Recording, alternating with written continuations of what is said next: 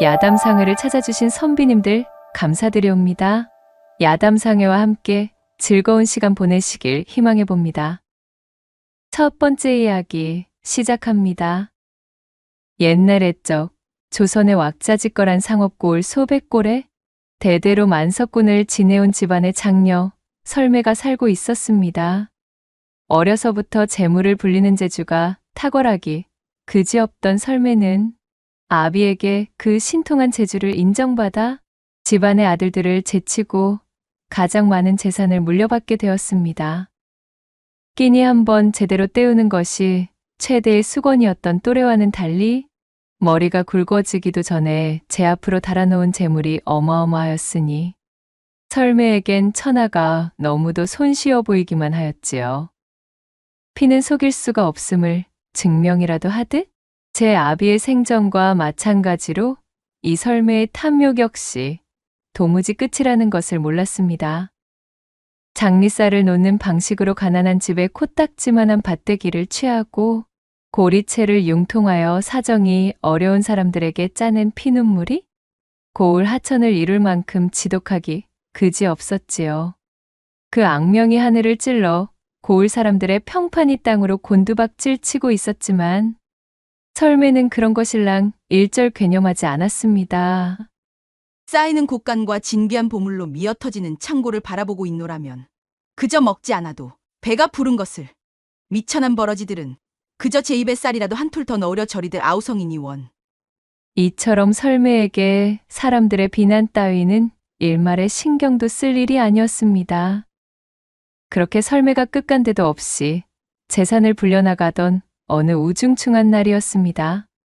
설매가 안방에서 자신에게 곡식을 빌려간 사람들의 목록이 적힌 장부를 바라보며 욕심 그득한 웃음을 흘리고 있었어요. 이웃고을에 살고 있던 장사꾼 창령이 설매를 찾아왔습니다.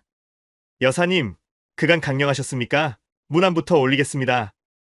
여사라는 호칭은 대대로 충효가 있으며 식견이 높고 지식이 원대한 여성을 호칭하던 명예로운 칭호였습니다. 장사꾼으로 잔뼈가 굵던 창령이 설매를 추켜 세우기 위해 일부러 그리 호칭한 것이었지요. 오오라. 그래. 자네는 비단장수로 제법 재미를 보았다던 그 창령이 아닌가? 그래. 내게는 무슨 일로? 인사를 건넨 창령을 곤채만채한 설매가 거드름을 피우며 물었습니다. 곡식이나 금전을 융통하는 용무 외에는 그야말로 금수만도 못한 년으로 소문난 자신을 찾아올 사람은 아무도 없음을 잘 알고 있었지만 그녀는 한껏 거드름을 피우며 창령을 떠보았습니다. 다름이 아니오라. 근본에 좋은 입질이 있어 그 자금을 좀 융통할까 하여 이렇게 찾아오게 되었습니다. 자금. 자금이라? 헌데 자네, 내가 담보 없이는 그 누구에게도 자금을 내어주지 않는 것은 자네도 잘 알고 있는 바겠지? 설매가 쌀쌀맞은 목소리로 눈을 부라렸습니다. 이를 이미 예상하고 있었던 창령은 머리를 조아리며 그녀를 향해 말했어요. 여부가 있겠습니까? 물론입니다. 그래, 담보물로 무엇을 내어놓으면 만족하시런지요? 내 알기로 자네가 가진 것이 필요한데 과연 무엇을 잡아두어야 안심일지? 설매는 대놓고 창령을 얕잡아 보는 어투로 그의 자존심을 압박했습니다. 하지만 창령의 표정에는 아무런 변화가 없었습니다. 그 역시도 상인으로 잔뼈가 굵은 몸이었기에 거래에 앞서 자신의 감정을 얼굴에 드러내는 초심자의 실수 같은 것은 하지 않았지요. 물론 그렇게 생각하실 만하십니다. 여사님, 비루하지만 제가 가진 전답을 담보로 내어놓겠습니다. 어떠십니까? 창령의 말에 설매의 눈썹이 꿈틀거렸습니다. 그의 전답이라면 상당한 알짜배기로 토질이 비옥하고 해마다 풍년이기로 소문나 설매도 내내 눈독을 들이고 있던 땅이었습니다. 그야말로 이게 웬 떡이냐 싶을 정도였어요. 에헴, 내 이번만은 특별히 그 정도 선에서 돈을 내어주겠네. 설매는 선심이라도 쓰는 듯 차용증을 작성하고는 창령이 요청한 만큼의 돈을 내어주었습니다. 그가 감사 인사를 올리고 돌아가자 설매는 배를 잡고 웃기 시작했습니다. 사실 그녀의 속셈은 다른 곳에 있었답니다. 창령에게 고리로 취할 이자보다도 돈을 갚을 수 없게 만들어 담보로 잡아둔 전답을 몽땅 자신의 것으로 만들 심산이었습니다. 내 몇 년간 저놈의 땅을 집어삼킬 기회만을 보고 있었거늘 일이 알아서 찾아와 주니? 분명 하늘도 이 설매의 편이로구나. 설매의 표독스러운 웃음이 대청마로 가득히 울려 퍼졌습니다. 한편 창령은 설매에게 융통한 금전을 미천으로 그 길로 전국 각지를 돌며 좋은 비단을 사들이기 시작했지요. 물량을 쥐고 있으면 반드시 높은 시세로 내어놓을 수 있는 시기가 찾아온다. 굳게 믿고 있었기 때문이었습니다. 그렇게 들여온 비단을 자신의 창고에 소중히 쌓아두고 때를 기다리며 창고 겹겹이 자물쇠를 걸어두었습니다. 창령이 들뜬 목소리로 말했습니다. 이제 너희들이 내 보물이요. 목숨줄이로구나. 모쪼록 내년까지 잘 부탁한다. 창령은 창고를 둘러보며 뿌듯한 미소를 지어 보이고는 이내 몸을 돌려 집으로 돌아갔어요. 그리고 그날 밤 삼경의 어둠이 천지를 뒤덮었을 때였습니다. 창령의 비단 창고로 사람 형체의 그림자들이 나타났습니다. 그들은 다름 아닌 설매의 사주를 받고 당도한 신복들이었지요. 그럼 여보게들, 어서들 시작하자고. 신복들은 창령의 창고 안쪽으로 준비해온 곡식 나락들을 던져 넣기 시작했습니다. 앞으로 매일 삼경의 시간이 되면 사람들의 눈을 피해 이곳으로 와서 창고 속에다 곡식 나락들을 던져 넣어야 하네. 다들 아시겠는가들? 이를 게을리 했다간 설매 그 망하려 편 내에게 내야 할 이자가 눈덩이처럼 불어나는 게야. 영 내키지 않는 일이긴 하지만 우리가 살려면 어쩔 수가 없으니 정신들 단단히 차려야 하네. 그들은 모두 설매에게 고리로 곡식이나 재물을 빌린 자들이었습니다. 설매는 이들의 어려운 처지를 이용해 자신에게 필요한 더러운 일을 맡아서 처리해줄 졸개들로 부리고 있었어요. 그들은 마뜩찮은 얼굴로 서로를 바라보며 고개를 끄덕였습니다. 다음 날에도 그 다음 날에도 그들은 날마다 밤이슬이 내려앉은 삼경이 되면 창령의 비단 창고로 모여 환풍통 너머로 곡식 나락들을 던져 넣었습니다. 그렇게 시간이 지나 다음 해의 봄이 찾아왔습니다. 드디어 비단의 시세가 눈에 띄게 올라 물량을 풀 시기가 되었음을 깨달은 창령이 비단 창고로 향했습니다. 기쁜 마음으로 창고 문을 열어본 그는 하늘이 노랗게 변하는 것만 같았지요. 창고 안에 쌓여있던 비단은 곡식 나락들 때문에 생겨난 곰팡이로 뒤덮여 있었고, 그나마 곰팡이가 슬지 않은 것들은 나락을 주워 먹기 위해 들어선 쥐떼에게 갈켜 구멍이 숭숭 뚫려 있었으니까요. 멀쩡한 비단은 반의 반도 되지 않았습니다. 어찌 이런 일이 일어날 수 있단 말이오? 대체 이 곡식들이 왜 창고 안에 널브러져 있는 게야? 창령은 그만 털썩 자리에 주저앉고 말았습니다. 이날만을 위해 기다리고 있었던 시간들이 모두 허사로 물거품이 되자 그는 눈앞이 캄캄해졌습니다. 그리고 마치 기다렸다는 듯 그날부터 설매의 빛 독촉이 시작되었습니다. 사흘이 멀다 하고 밤낮을 가리지 않고 창령의 집을 찾아온 설매의 집사는 빌린 돈을 내어놓으라며 울음장을 놓아댔습니다. 조금만 말미를 더 달라 전해주시오. 내일단 멀쩡한 비단들을 처리하여 급전을 마련하고 있는 중이외다.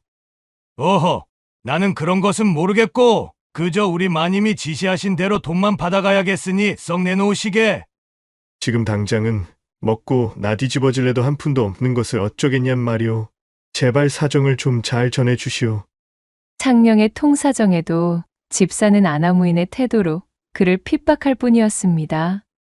집사는 창령의 살림살이를 한바탕 헤집어 놓은 뒤 다음번 찾아올 때에는 돈을 마련해 놓는 것이 좋을 것이라며 단단히 일러두고는 물러갔습니다.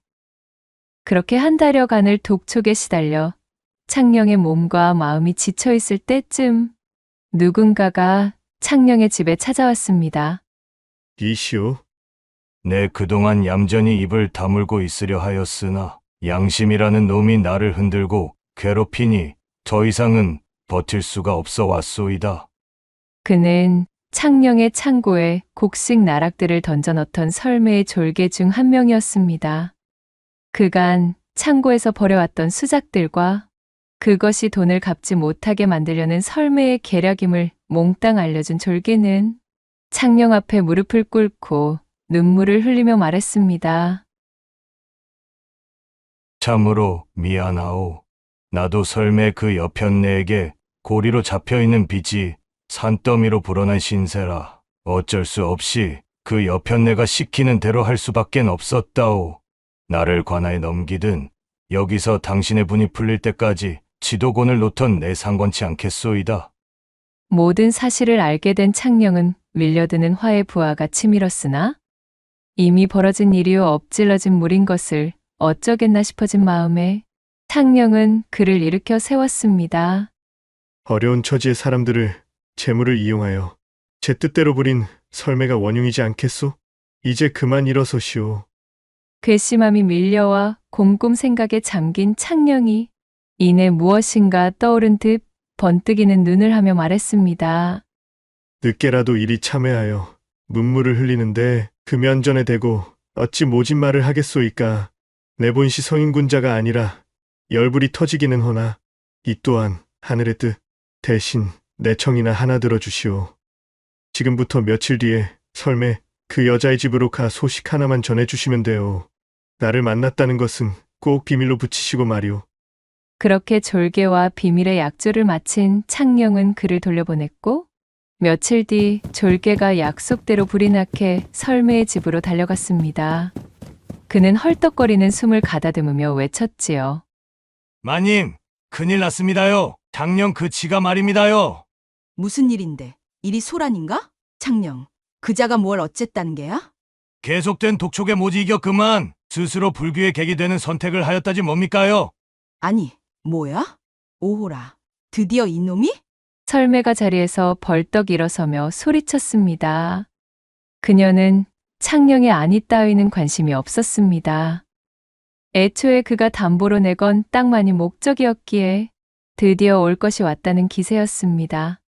설매는 자신의 계략이 성공했음을 자축하며 장롱에서 창녕에게 받아두었던 차용증을 꺼내 들고 마당으로 나왔습니다. 자, 앞장서시게. 가서 그놈의 땅을 모조리 뺏어와야지? 내 돈을 떼먹고는 저승으로도 편히 갈 수 없을 게야. 내가 어디 나의 피 같은 돈을 떼일 사람이던가? 그렇게 초상집으로 쳐들어가 차용증을 흔들어 보이며 기어코 담보로 내건 땅을 모조리 빼앗아온 설매는 쾌재라도 부르는 듯 만족스러운 웃음을 머금으며 집으로 돌아왔습니다. 그 후로 사흘이 지났을 때 그야말로 동네가 야단이 나서 뒤집어졌습니다. 죽은 창녕이 성불하지 못하고 관 속에서 뛰쳐나왔다는 믿지 못할 이야기가 떠돌기 시작했던 것이지요. 그 소식은 설매에게까지 당도했습니다. 아니 마님, 땅까지 파고서 묻으려던 관에서 뚜껑을 열고 뛰쳐나왔다지 뭡니까? 온 동네가 지금 창녕, 그 작자가 살아 돌아온 이야기로 시끄럽습니다요. 염을 하여 상여까지 내보냈던 자가 관 속에서 제 발로 걸어 나온 것이 어디 보통 큰일입니까? 게다가 저승에 당도했을 때의 기억이 그대로 남은 채로 돌아왔다지 뭡니까? 뭐라고? 저승 땅을 밟았다가 현세로 돌아온 데다 그 기억이 또렷하다 이 말이렸다? 아이고, 예, 창녕이 저승에서 본 것들을 토대로 이야기해주는 내용들이 가히 천기누설급이라 다들 어마어마하다고들 하더구먼요. 그 말을 들은 설매는 콧구멍이 실룩였습니다. 기가 막힌 돈 냄새를 맡은 표정이었어요. 그렇다는 것은 잘만 구워 삶으면 황천의 귀중한 정보들을 빼낼 수 있단 말 아니겠는가? 이거야말로 큰 돈을 벌 수 있는 기회이지. 창녕, 그놈에게 어중이 떠중이들이 더 꼬이기 전에 지금 당장 그 자의 집으로 향해야겠네. 그리하여 그녀는 창녕의 집까지 한 걸음에 당도했습니다. 을씨년스럽기 그지없는 몰골의 창녕이 반쯤 풀려있는 동공으로 마당 평상에 걸터 앉아 있었습니다. 설매는 침을 꿀꺽 삼키고 애써 반갑다는 목소리로 말했어요. 네, 자네의 소식을 듣고 이리 달려오는 길이네. 그래, 저승길에 섰다 다시 돌아오다니. 이 얼마나 반가운 소린가.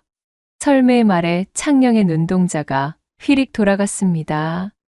그녀를 향해 섬뜩한 시선이 꽂히고 있었지요. 지은 죄가 있으니 어디 그것을 견뎌내기 쉬울 리가 있었겠어요? 설매는 뒷걸음을 치며 사시나무 떨듯 떨리는 손을 애써 감싸주었습니다. 허나 그녀 역시 이대로 물러설 위인은 아니었지요. 여사님, 이윽고 창령이 나지막이 입을 열었습니다. 이 몸이 본의 아니게 저승길에 올라 며칠간 머무르다 왔습니다. 그 소식은 들었다네. 내 마침 그것 때문에 이리 자네를 찾아왔지 않은가. 저승사자들이 일을 처리하는 데 있어 착오가 생겨 제가 오게 된 것을 사과하며 제법 융숭한 대접을 받았지요. 그의 말을 들은 설매가 화색을 띠며 말했습니다. 오, 그래, 그래. 자, 저기 말일세. 저승이 어떠하던가? 조금만 자세히 이야기해 보시게나. 잔뜩 호기심 서린 질문에 창령은 묵묵부답이었습니다. 그러자 애간장이 탔던 설매가 바짝 다가서며 말했어요. 내 그간 자네에게 섭하게 군 것 때문에 그러는가? 자네의 땅도 다시 돌려주겠네. 그러니 그 저승 이야기나 좀 들려주게나. 천기누설이 될 정보가 있냐? 이 말이지. 라고 묻자 창령이 무겁게 고개를 끄덕였어요.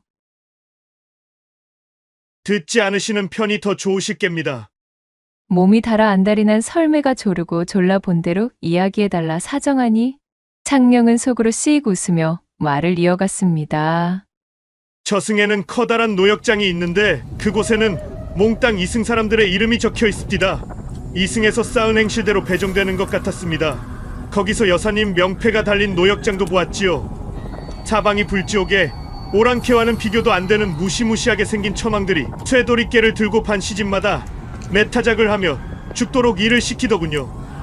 염라대왕 말씀이 여사님께서는 저승에 도착하는 즉시 좋기 3천년은 노역을 해야 할 팔자라 하셨습니다. 뭐야? 눈이 휘둥그레진 설매는 넋이 빠져 놀란 얼굴이 되었습니다. 아니, 그게 무슨 소리야? 내가 저승에 오르면 그 지옥에서 3천년을 몽둥이 맛을 보며 의역을 치러야 된다는 소리인가? 염라대왕께서 하신 말씀이니 틀림은 없을 게지요. 아마 다음 달 깨면 저승사자들이 여사님 집으로 찾아갈 겁니다. 설매의 얼굴이 보기 좋게 흑빛이 되었습니다. 그녀는 창령의 바짓가랑이를 붙잡고 애원했습니다. 다시는 아직 죽을 수 없다면서 저승을 다녀온 창령이라면 그것을 막을 방도를 알고 있지 않냐며 통사정을 하기 시작했지요. 설매가 제 뜻대로 반응하자 창령은 속으로 쾌재를 불렀으나 짐짓 모르는 채 대꾸했어요. 천기를 누설하면 저는 다시 지옥으로 끌려간데 제가 왜 그것을 말해드려야 합니까? 이보게, 내 이렇게 사정하겠네. 제발 좀 알려주시게. 창령은 어쩔 수 없다는 표정을 지어 보이고는 말했습니다. 만냥입니다. 저도 천기를 누설하는 위험이 큰 바, 제 목숨값은 받아내야지요? 그러니 제게 가져가신 전답과 추가로 만냥을 내어준다는 약조 없이는 어림도 없는 일이구만요.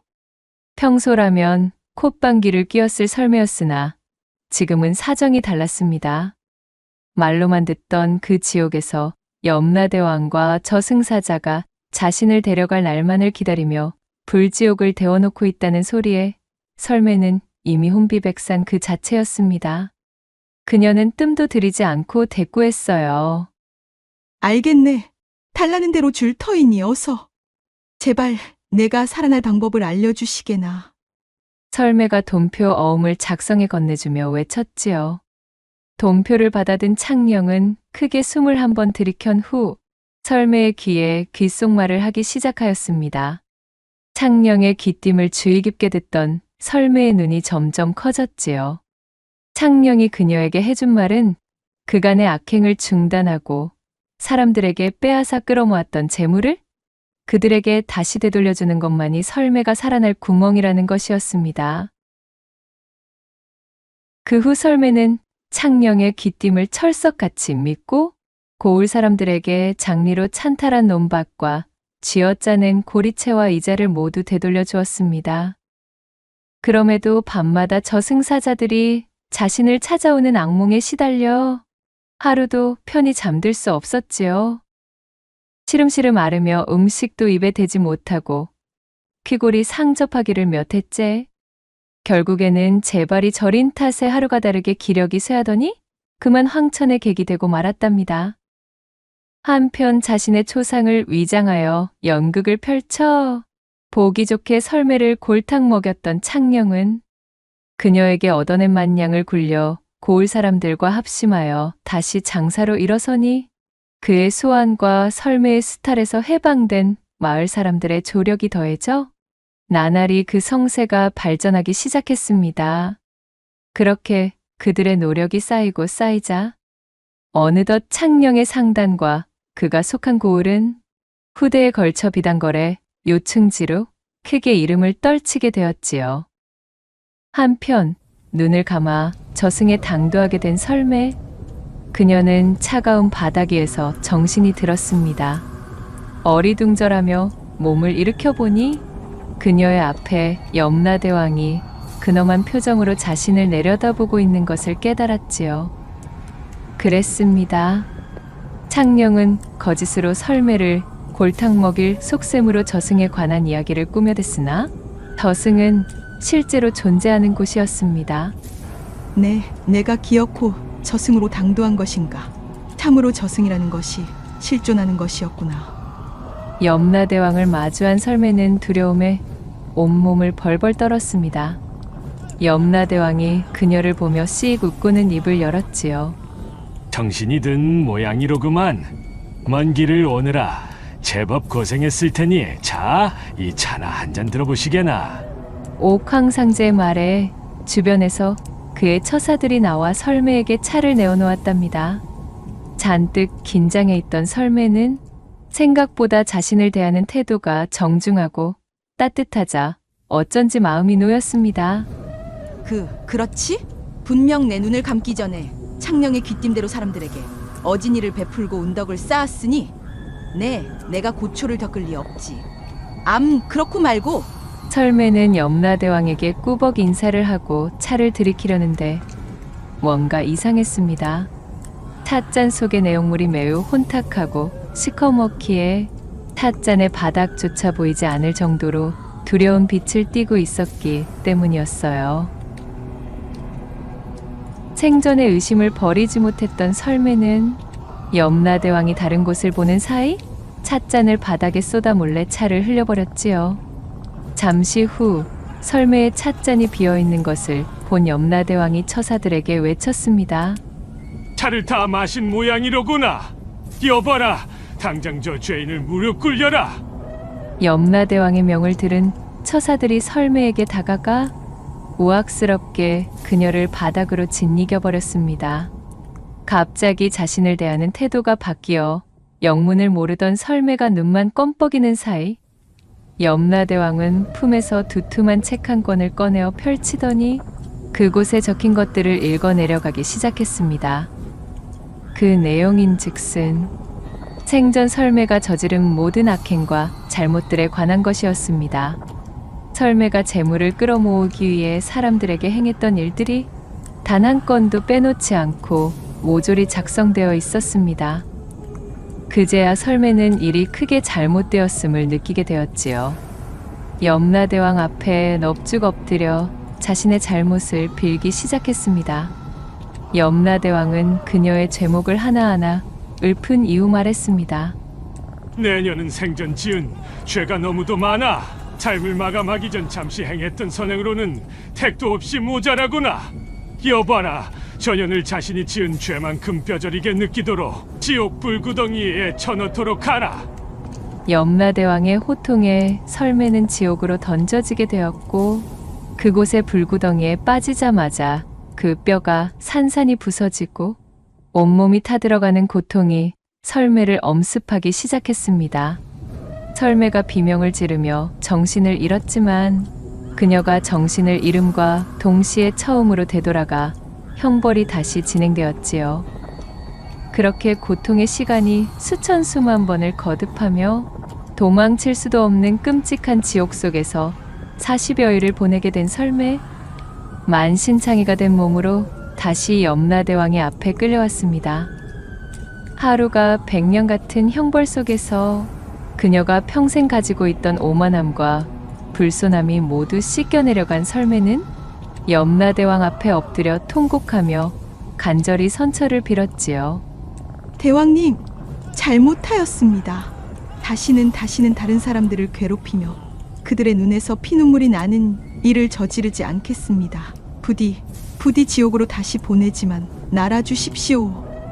하지만 염라대왕은 엄한 표정으로 가만히 고개를 젓는 것이었어요. 아직 내년이 지은 죄의 절반도 다 탕감치 아니하였느니라. 지금부터가 진짜 내가 지은 죄에 대한 형벌이니 시작토록 하라. 너는 앞으로 내가 인간이었다는 전생의 기억을 잃고 고통받는 삶 속에서 그 업보를 씻을 때까지 환생하게 될 것이니라.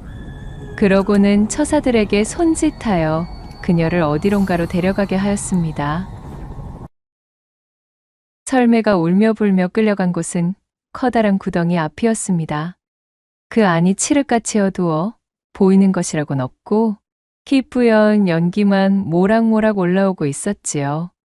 그녀가 잔뜩 두려움에 빠져 덜덜 떨고 있으려는데 처사들은 더는 생각할 틈도 없이 설매를 구덩이 속으로 밀어버렸습니다. 비명을 지르며 구덩이 속으로 떨어지던 설매는 영원 같은 시간 동안 추락하는 것을 느꼈고 그렇게 얼마나 지났을까요? 설매는 온몸이 흠뻑 젖은 채 집더미 위에서 정신을 차리게 되었습니다. 자신의 귓가에 사람들의 말소리가 들려왔고 눈을 떠 그곳을 보니 마국간으로 보이는 공간에서 사내들 몇몇이 자신을 내려다보며 이야기를 나누고 있었지요. 그랬습니다. 그녀는 다름 아닌 말로 환생한 것이었습니다. 전생의 기억을 몽땅 잃을 것이라 하였는데 나는 어찌하여 아직도 내 스스로를 또렷이 기억하고 있다는 말인가. 그녀는 자신의 기억이 온전함에 의아하였으나 그것은 사실 그녀의 잘못된 선택으로 벌어진 일이었습니다. 염라대왕이 그녀에게 건넸던 차가 바로 기억을 지워주는 약이었지요. 그녀는 그것을 마시지 않고 쏟아버렸기에 이렇듯 기억을 유지한 채 환생길에 접어든 것이었습니다. 사내들을 향해 힘껏 소리쳐 보았으나 아무런 소용도 없었습니다. 그녀의 입에서는 말의 울음소리만 날 뿐 사람의 언어를 뱉을 수가 없었으니까요. 이놈의 말이 오늘따라 왜 이리 난리법석인 게야? 이놈 얌전히 있지 못하겠느냐? 사내들은 성을 내며 말이 된 설매의 엉덩이를 거세게 후려쳤습니다. 짝! 하는 소리가 울려 퍼지며 엄청난 통증을 느낀 설매가 비명을 질렀지요. 그렇게 사내들은 집 안으로 들어가 버렸고 설매는 한참 동안이나 하염없이 눈물만 흘렸습니다. 그렇게 설매가 눈물로 지새던 시간은 더욱 흘러 어느덧 설매는 튼튼한 앞말로 자라났어요. 그녀의 몸집이 커지자 주인은 흡족해하며 그녀를 마국간에서 끌어냈습니다. 이제야 제법 쓸만하게 자랐구만. 주인은 그녀의 등으로 안장을 올리며 고삐를 채웠습니다. 그리고는 등에 올라타 고삐를 거세게 잡아당겼지요. 난생 처음 제 등으로 사람을 업다시피 한 설매는 깜짝 놀라 몸을 이리저리 흔들며 주인을 떨어뜨리려 하였습니다. 그러자 주인은 돌연 채찍을 꺼내 들더니 마구잡이로 설매를 후려치기 시작했지요. 이 건방진 녀석이 맞아야 말을 들을 모양이로구나. 그렇듯 사정없는 채찍질에 설매의 엉덩이는 살을 내는 통증에 뒤덮였고 설매는 비명을 지르다가 끝내 고통을 이기지 못하고 몸부림치는 것을 멈추었습니다.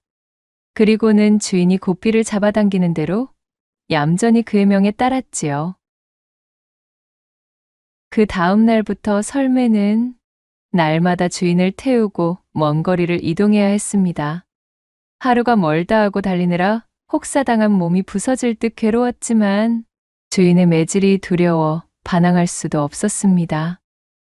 허나 더욱 고통스러웠던 것은 주인 사내가 아닌 마국간지기가 설매를 관리할 때였습니다. 그나마 말을 재산으로 여겨 대접이라도 하던 주인과는 달리 마구간지기들은 안장도 없이 설매의 등에 올라타 두 다리로 그녀의 몸통을 조이고 걷어찼기 때문이었습니다. 숨이 턱턱 막혀 걷기조차 힘든 마당에 그토록 몸통을 죄며 배를 걷어차기까지 하니 실로 그 고통은 이루 말할 수 없었답니다. 그렇게 힘든 나날을 보내던 어느 날이었어요. 설매가 종일 달려 지친 몸으로 정신없이 여물을 씹고 있었습니다. 구역질이 나는 맛이었지만 이마저 먹지 않으면 견디지 못했기에 그녀는 두 눈을 질끈 감은 채 여물을 씹어 넘겼습니다. 그러다 문득 번뜩이는 생각 하나가 머리를 스쳤습니다. 스스로 생을 마감한다면 제 아무리 염라대왕이라도 더 이상 벌을 줄 수 없을 거란 생각이었지요. 말의 몸으로 저지른 잘못이라고 해봐야 실컷 얻어맞기만 하였으니 환생하면 좋은 곳 좋은 생을 보장받을지도 모른다는 기대감에 설매는 그날부터 여물을 끊어버렸지요. 매질을 당해도 이를 악물고 참으며 주인의 말을 듣지 않았습니다. 그리고 마침내 여물을 끊은 지 사흘째가 되는 날, 그녀는 아사하고 말았습니다. 그렇게 다시 저승을 향한 설매가 정신을 차려보니 예전과 마찬가지로 염라대왕 앞에 쓰러져 있었습니다. 눈을 뜬 설매를 본 염라대왕은 천지가 뒤흔들리는 불호령을 내렸지요. 감히 내년이 마음대로 형벌을 중단하는 것도 모자라 스스로 목숨마저 던지다니 그러고도 무사하리라 여겼더냐? 염라대왕이 손짓하자 주위에서 처사들이 달려나와 육모방망이로 설매를 사정없이 맷짐질 놓는 것이었어요. 대왕님, 죄송합니다. 잘못했어요. 제발 한 번만 자비를. 고통에 못 이긴 설매가 힘겹게 외치며 바닥에 쓰러졌습니다. 염라대왕은 콧방귀를 뀌고는 다시 손짓을 하였고 처사들은 축 늘어진 설매의 발목을 잡고 또다시 구덩이로 끌고 갔습니다. 정신을 차릴 겨를도 없이 구덩이 속으로 던져진 설매가 비명을 지르는 것도 잠시, 그녀가 눈을 떠보니 웬 따스한 털이 그녀의 몸을 감싸고 있었습니다. 주변을 둘러보니 그곳은 좁고 지저분한 계집이었어요. 그랬습니다. 설매의 이번 생은 다름 아닌 개로 환생한 것이었지요. 맙소사! 말도 비참하기 그지없었거늘. 심지어 이번에는 계란말인가. 설매는 또다시 곡기를 끊고 싶은 마음이 굴뚝 같았지만 이번에도 그리한다면 염라대왕이 무슨 벌을 내릴지 두려웠기에 그녀는 마음을 다잡고 끝까지 벌을 받아내기로 결심했습니다. 그래, 그나마 걔는 사람이 등 위에 타고 다닐 일은 없겠지. 설매는 주인이 내어주는 찌꺼기 같은 음식을 먹으며 무럭무럭 자랐습니다. 그렇게 강아지의 티를 벗고 장성한 성체가 되자 주인은 우락부락한 스케를 집어넣어 그녀를 다른 개와 짝짓기까지 하게 만들었지요. 밀려드는 비참함과 참담함에 이를 악물고 버틴 설매는 수차례 계속되는 짝짓기로 새끼를 베게 되었습니다. 7마리의 건강한 강아지들을 낳게 되자 설매는 인간일 때에도 맛보지 못했던 희열과 뿌듯함을 느끼게 되었지요. 제 뱃속으로 낳은 강아지들이 어찌나 사랑스러운지 현생의 고통도 잊을 수 있을 것만 같았습니다. 그렇게 설매가 새로운 생활에 어느덧 익숙해져 어미로서 나름 행복한 나날을 보내고 있었고 나의 형벌은 여기까지인가 보구나 하며 안심하고 있던 차였어요. 어느 날 계집으로 주인이 다가오는 소리가 들렸고 설매는 늘 하던 대로 꼬리를 흔들며 주인을 반기려던 참이었습니다. 주인은 그녀의 새끼들을 내려다보며 잔뜩 고민하는 얼굴이었지요. 설마. 설매는 주인이 제 새끼들을 가져가려 한다는 것을 직감적으로 깨달았습니다. 그녀는 사납게 짖으며 주인에게 맞서 새끼들을 감싸기 시작했답니다. 아니 이놈의 개새끼가 미쳤나? 감히 어디다 대고 이를 드러낸다는 것이야? 화가 난 주인은 발로 설매를 거칠게 걷어차고 밀쳐내며 새끼 한 마리에게 손을 뻗었습니다. 그러자 설매는 화가 치밀어 주인의 발을 콱 물어버리고 말았지요. 으악, 이놈이! 먹여주고 재워주었더니 주인을 물어? 주인은 비명을 지르며 잠시 물러나는 듯하였으나 이내 몽둥이 하나를 들고 와서는 설매를 마구잡이로 때려 눕혔습니다. 한참 동안이나 매질을 해댄 탓에 설매는 초주검이 되어 축 늘어졌고 주인은 씩씩 콧김을 뿜으며 설매를 발로 밀쳐내고는 새끼 하나를 가져갔지요. 아, 안 돼.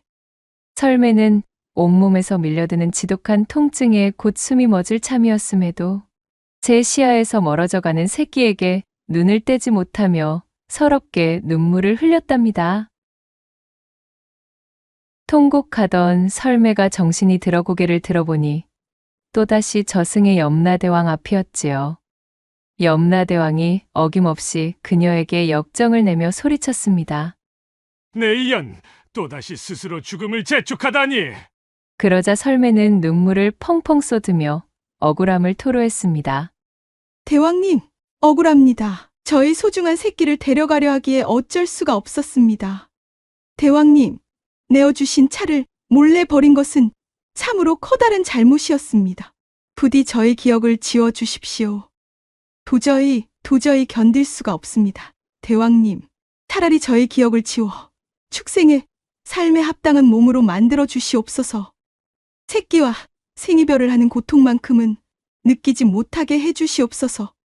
설매가 눈물을 쏟으며 간절히 빌자 염라대왕의 눈이 한결 온화해졌습니다. 그저 말이라는 이유만으로 걷어차이며 매질을 견디고 쉬지도 못하고 달리며 너의 몸을 희생하여야 했을 때 어떠한 심정이었느냐? 참으로 고통스러웠습니다. 개로 태어났다는 이유만으로 새끼와 생이별을 하며 그들의 손에 너의 새끼를 내어줄 때 그때의 심정은 어떠하였느냐? 말로 표현할 수 없는 참담한 심정이었지요.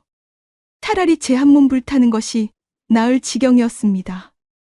너는 풍족한 집안의 여식으로 태어났다는 이유만으로 그렇지 않은 사람들을 괴롭히며 재물을 뺏고 사람을 시켜 그들을 매질하였으며 또한 가진 이유를 만들어 그들의 자식마저도 너의 돈벌이에 이용하였다. 그들의 심정이 어떠하였는지 이제 조금이라도 느껴보았느냐? 100번, 1000번 느꼈습니다. 그러니 부디 저의 기억을 지워주시고 한낱 미물로 태어나게 만들어 남은 형벌을 마칠 수 있도록 하여 주시옵소서. 설매는 진심으로 참회하며 뜨거운 눈물을 쏟아내었습니다. 그 모습을 지켜보던 염라대왕이 고개를 끄덕이고는 처사들에게 손짓하였지요. 처사들에게 끌려가는 설매는 더 이상 몸부림을 치거나 반항하지 않았습니다. 설매가 정신을 차리고 보니 그녀는 인간으로 다시 환생한 상태였습니다. 태어나면서부터 말을 할 줄 알았고 또한 한 번 본 것은 있는 법이 없었지요. 주변에서도 신동이 태어났다며 그녀를 추켜 세워 주었습니다. 그녀는 자신의 뛰어난 능력을 바탕으로 성장하며 모자람 없이 자라보아 명예를 거머쥐었지만 전생의 기억을 또렷하게 지니고 있었기에 같은 실수를 반복하지 않았습니다.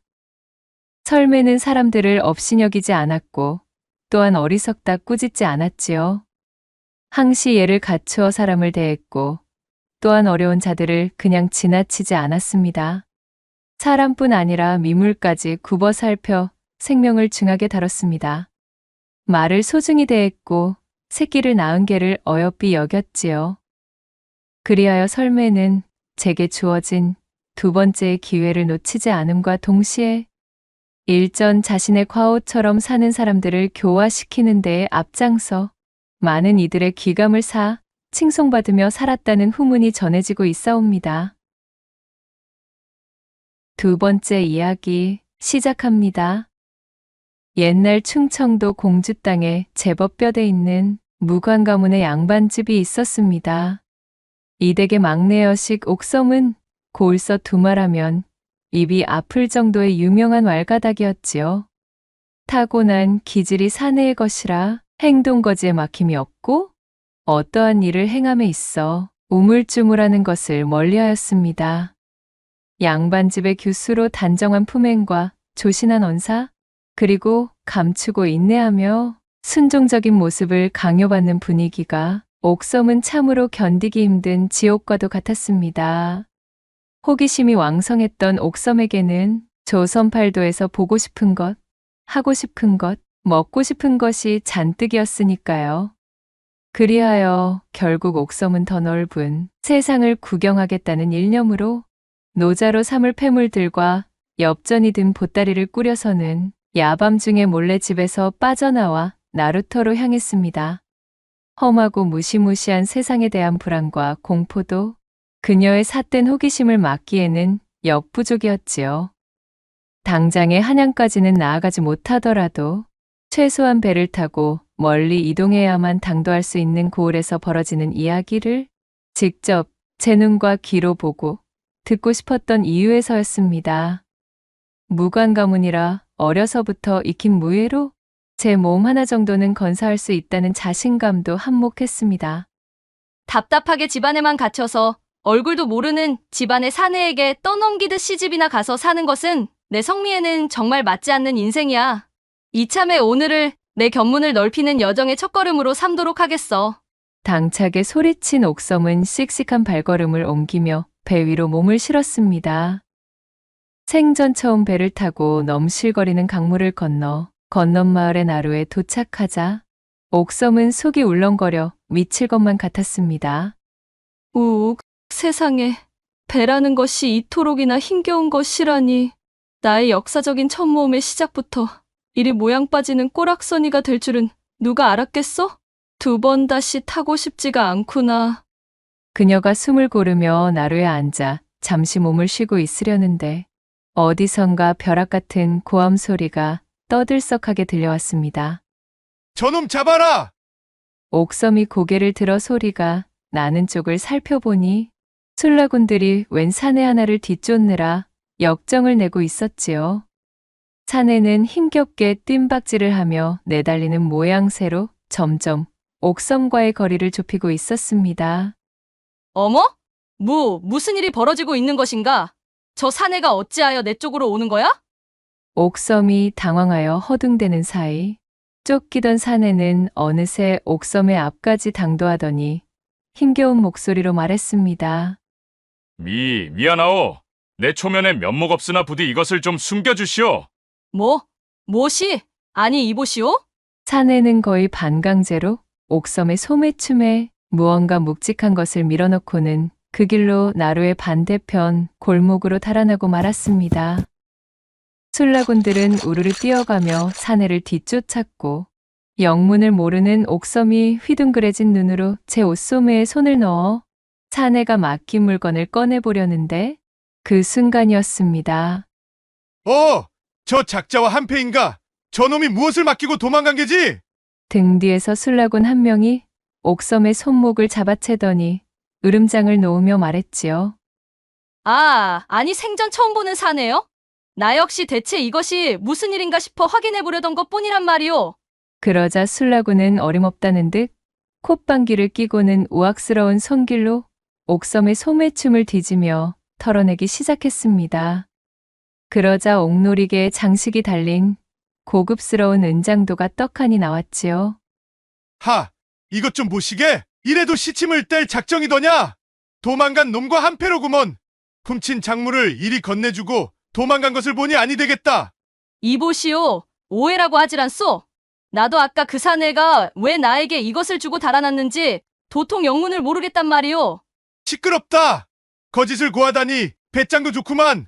어디 초소에 끌려가 투옥되어서도 거짓부렁이 나오나 두고 보자. 술라군은 옥섬의 변명을 들으려는 노력도 하지 않은 채 제 동료에게 손짓을 하더니 그대로 옥섬을 잡아 포박하고는 술라군 초소로 끌고 가버렸습니다. 새끼줄에 엮은 굴비의 모양새로 대롱대롱 초소로 끌려온 옥섬.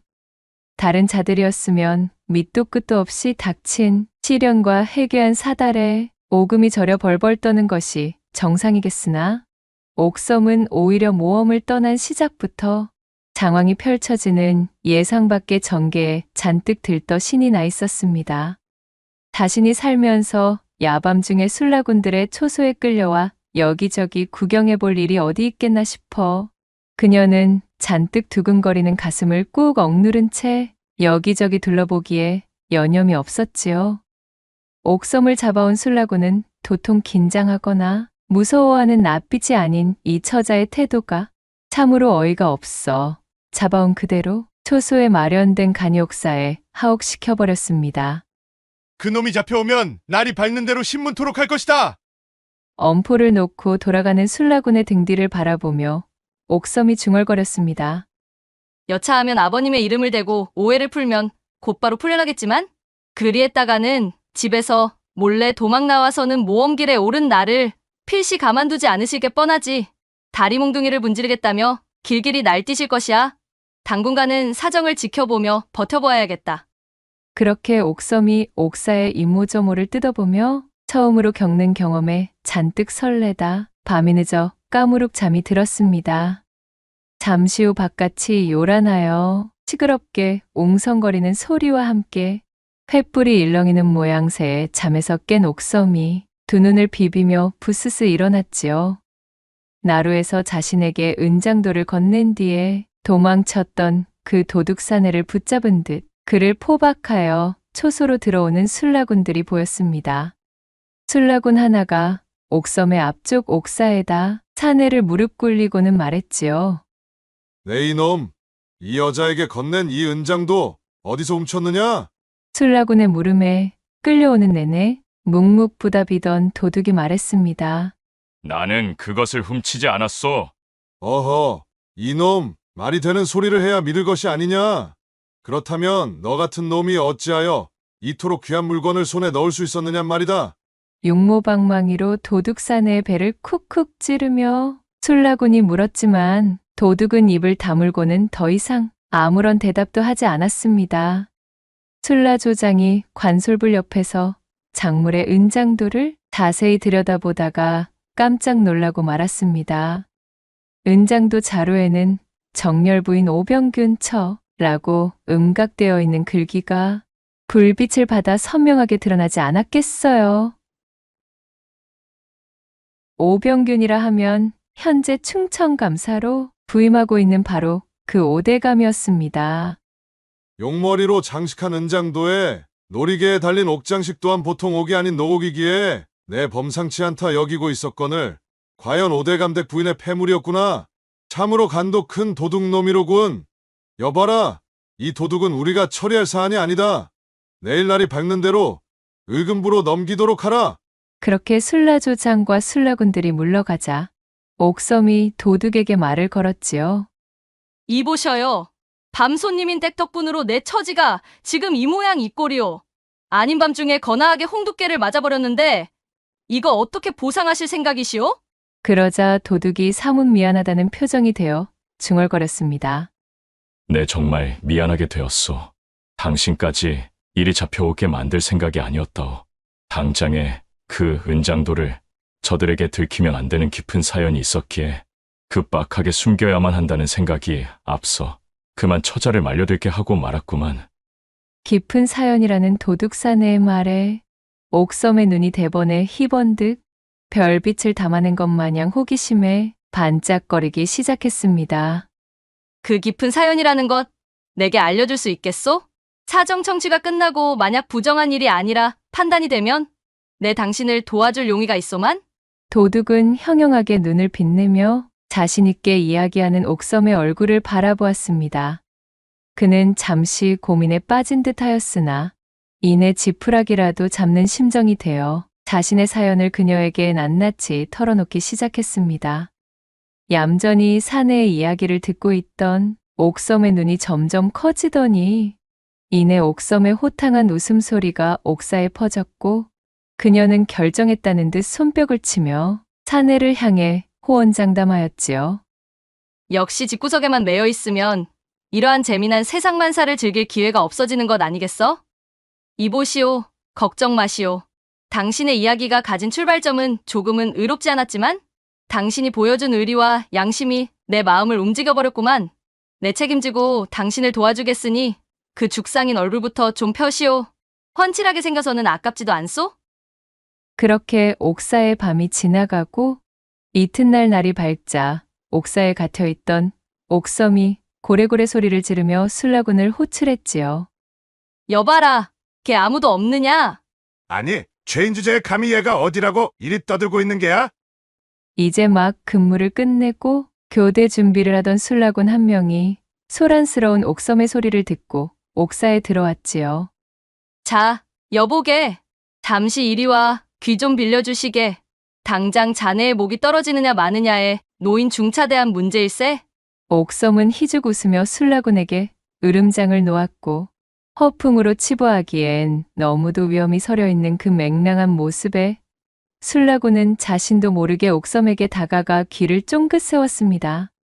옥섬이 그의 귀에다 대고 귓속말로 뭔가를 속닥거리자 자지러질 듯 놀란 술라군은 대번에 꽁지가 빠져라 바깥으로 튀어나가더니 이내 술라조장을 불러오기에 이르렀고 술라조장 역시 옥섬을 자세히 살펴보더니 말했습니다. 정말로 관찰 사나리 가문의 막내여식이 맞사옵니까? 맞다면 증빙패를 보여주시지요. 수행하는 하인 하나 없이 홀로 나루에서 방황하다 잡혀왔다 들었기에 쉬이 믿기가 어렵다는 점을 헤아려 주시오. 옥섬은 대답 대신 자신의 품에서 가문의 문장이 선명히 음각되어 있는 목쇠를 내밀어 보였습니다. 이는 옥섬이 몰래 집에서 나오기 전 혹여나 여정 중에 발생할 문제가 생길 것을 염려하여 들고 나온 최후의 보루였지요. 이리하여 신분이 보증된 옥섬은 자신을 하대하고 옥사에 집어넣은 것을 문제 삼지 않는 조건으로 풀려날 수 있게 되었고 그녀는 풀려난 그 길로 간밤 도둑 사내가 일러준 사연의 주인공이 사는 집을 향해 발길을 옮겼습니다. 이거 정말이지 모험을 떠난 처자정부터 아주 흥미진진하기가 이루 말할 수가 없구나. 온몸에서 전율이 흐르고 넘치니 참으로 살아있는 기분이렸다. 옥섬은 이 모든 것이 그저 신이 나고 즐거워 흥을 주체하지 못한 채 콧노래를 부르며 발걸음을 옮겼지요. 그날 늦은 오후 오대감 댁의 포졸들이 포승줄로 묶은 도둑 사내를 끌고 당도했습니다. 거기 무슨 일이냐? 대청마루 끝에선 오대감 댁 안방마님이 앞마당에 줄지어 늘어서 있는 포졸들을 내려다보며 잔뜩 위엄서린 목소리로 물었지요. 그 기세에 주눅든 포졸 중 하나가 쭈뼛거리며 앞으로 나서 고했습니다. 지난밤 북문 고갯마루에서 절도를 일삼던 도둑을 쫓아잡고 보니 그의 품속에서 다름 아닌 마님의 은장도가 나왔지 뭡니까요. 이자에게 그것을 추궁하였으나 당최 입을 열지 않고 버티기에 정확한 신문을 위하여 이리 데리고 온 것입니다. 마님. 포졸의 말을 듣고 있던 마님의 표정이 미묘하게 일그러지는 듯 하더니 갑자기 노기가 잔뜩 서린 목소리로 일갈하는 것이 아니겠습니까? 이놈들! 그 사내는 한낱 잡스러운 도둑이 아니다. 어서 포박을 풀어주고 그를 일으켜 세우렸다. 내 어쩌녁에 잠시 나들이를 나갔다가 소중하게 지니고 있던 은장도를 잃어버려서 그렇잖아도 마음이 상해 심려가 큰 상황이었는데 그것을 찾아준 사내에게 감사를 표하지는 못할 망정 도둑으로 몰다니? 예. 아니 그럼 은장도를 도둑 맞은 것이 아니란 말씀이옵니까? 무엄하구나. 그렇다 하지 않느냐. 내 따로 급진히 감사 인사를 전해야겠으니 어서 그 귀인의 포박을 풀고 썩 물러들 가렸다. 그리하여 포박에서 풀려난 도둑은 자신이 뜻하지 않았음에도 유리하게만 흘러가고 있는 이 상황에 어안이 벙벙해진 얼굴로 마님을 올려다보았지요.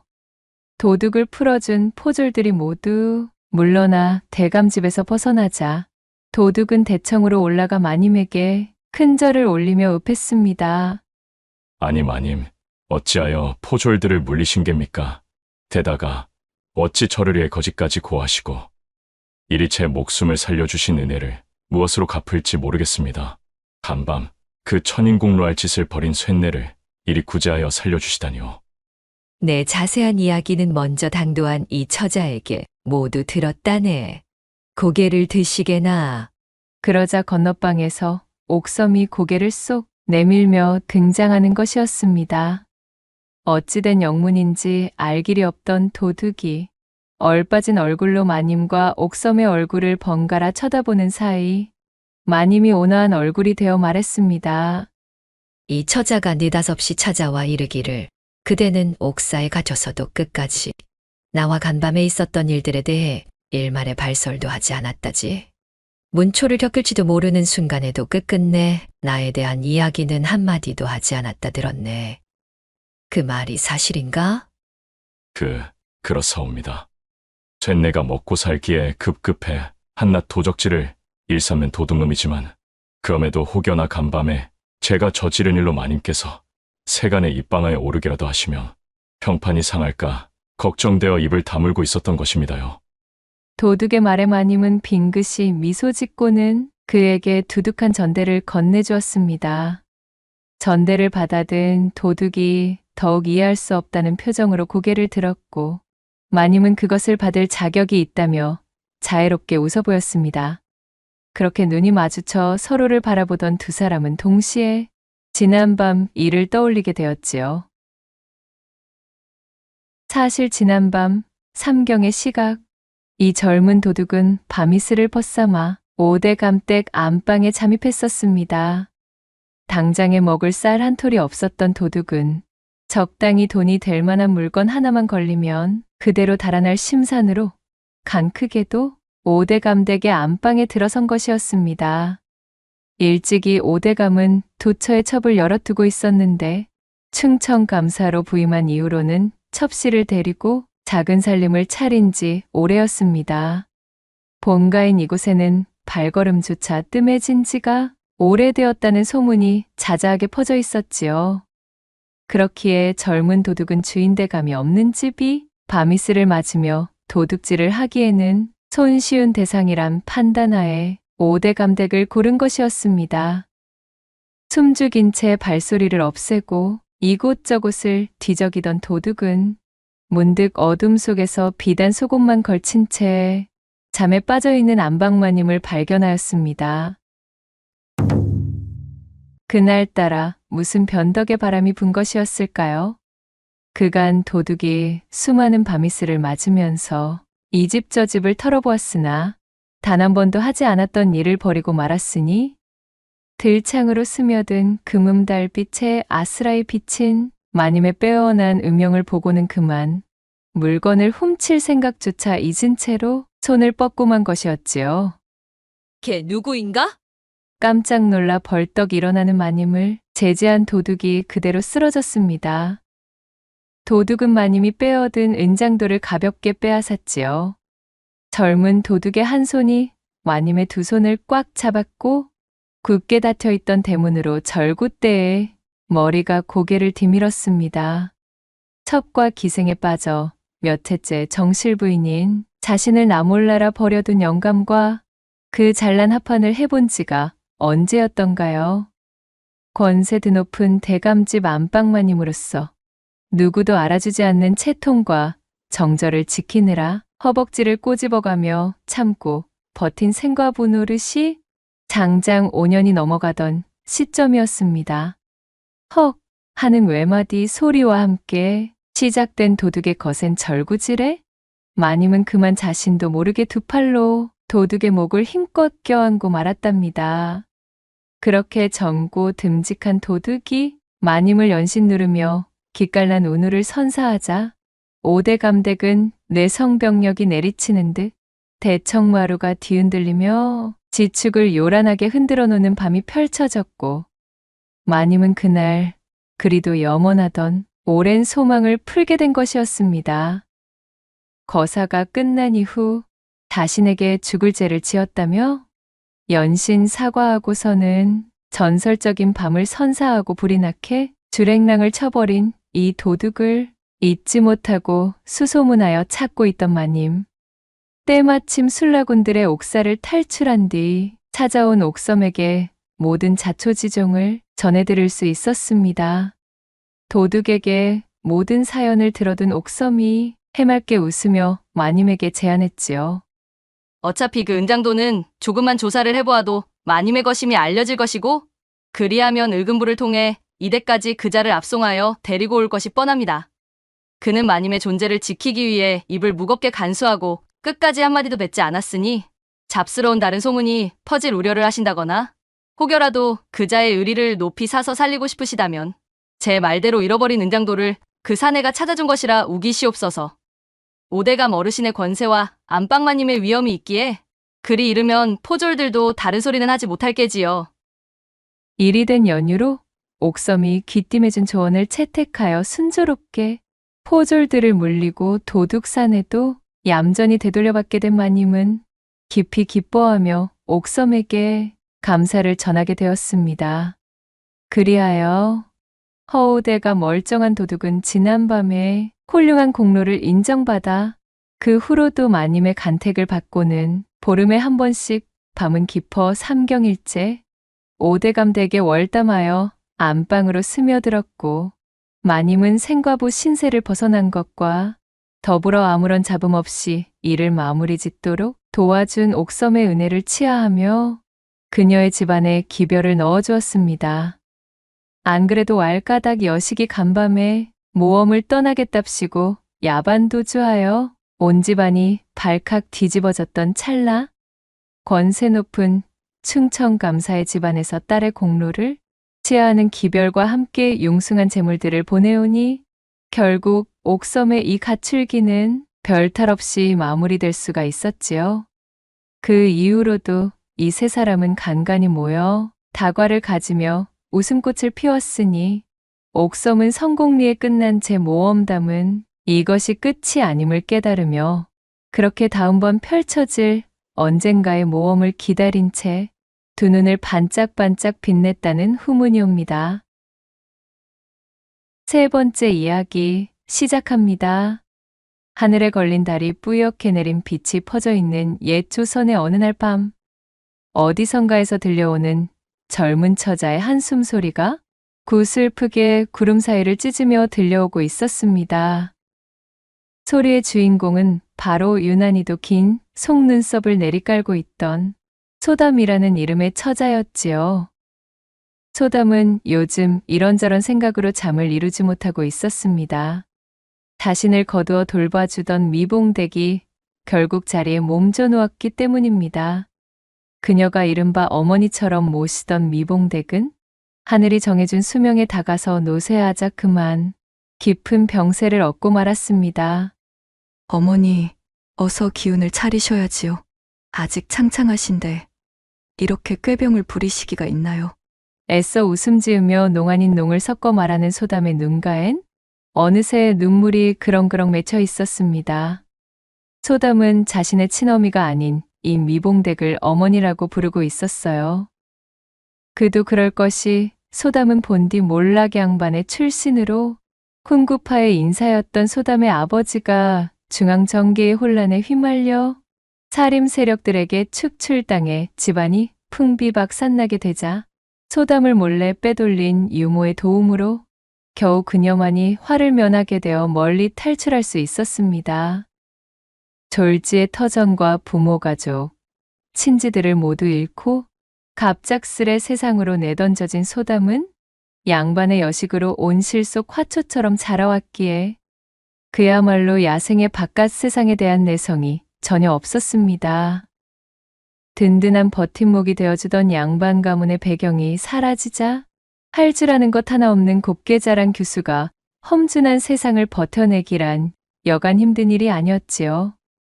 내 비록 온갖 화를 입은 처지이나 한가로이 슬퍼할 겨를이 없구나. 일단은 목숨부터 부지하고 볼 일이야. 이대로 정신을 놓고 있다가는 바로 황천의 객이 되기 알맞겠어. 그나마 소담의 천성이 묻어나고 적응력 또한 반가의 여식답지 않은 기민함을 가지고 있었기에 양반 출신이라는 자존심을 그 즉시 내던지고 허드레시리며 품삭파리며 손에 들어오는 일은 닥치는 대로 주워 담으며 입에 풀칠을 해왔습니다. 서투른 솜씨와 쉽게 고갈되는 체력의 탓으로 한때는 제 발 아래에 내려보던 평민계급의 자들에게 험한 욕지기를 들어먹는 일이 비일비재하였지만 어찌되었든 복수며 책이며 내 몸 하나 건사하고 나서야 생각할 일이었으니까요. 그렇게 소담이 세류에 몸을 싣고 여기저기 떠도는 생활을 하던 와중 우연찮게 흘러든 곳이 이곳 다산골이었고, 주막에서 식모자리를 알아보며 기웃거리고 있던 소담을 때마침 지나가던 미봉댁이 발견하여 제 집으로 들이게 된 것이었지요.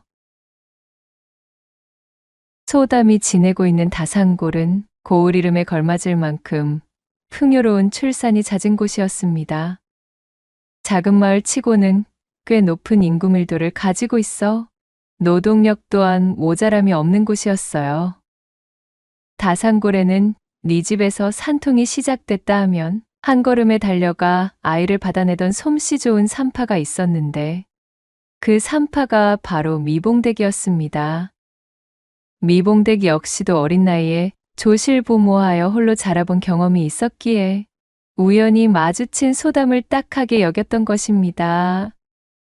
거지몰골의 소담을 집으로 데려온 미봉댁은 그녀의 시시콜콜한 사정은 따지고 묻지도 않았습니다.